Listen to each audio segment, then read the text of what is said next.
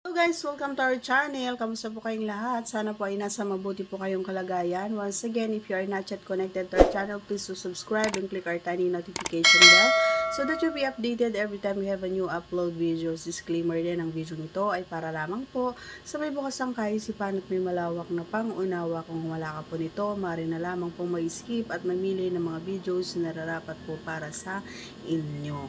And for today's vlog ay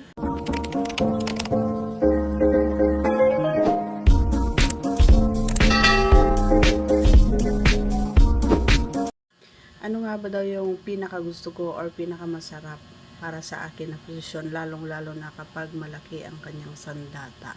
Yan ang kanyang katanungan. And shout out po sa nagtanong nito mga idol. Any position ay wala akong pinipili kapag malaki yung sandata. Kasi nga, kapag malaki kasi wala namang problema yan eh.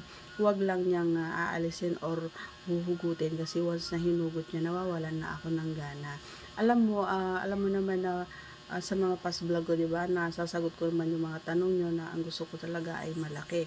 Gusto ko talaga na yung satisfying talaga every time na matatapos ako, and gusto ko natatapos talaga, ayoko nang nabibitin ganon. And alam nyo, kapag malaki kasi ay uh, kahit na anong posisyon ay nagagawa nito.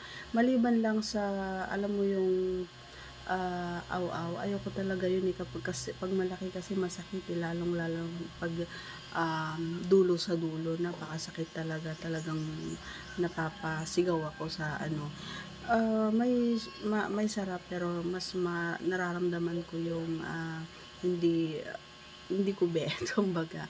Kaya ah pag malaki kasi sa akin, masarap, syempre. Lahat ng posisyon, lalong-lalo na nasasarapan ako kapag ako yung nasa ibabaw at ako yung nagtatrabaho. Yun yung pinaka-best position para sa akin sa isang malaking sandata.